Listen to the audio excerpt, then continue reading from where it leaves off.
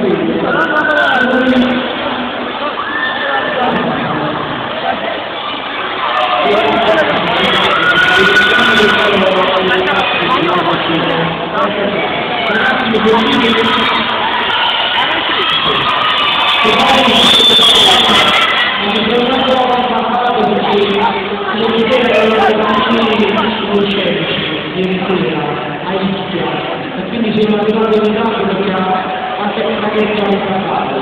Ci piace tantissimo questa mattina stare insieme a noi, alla mia gente, alla gente del popolo e alla gente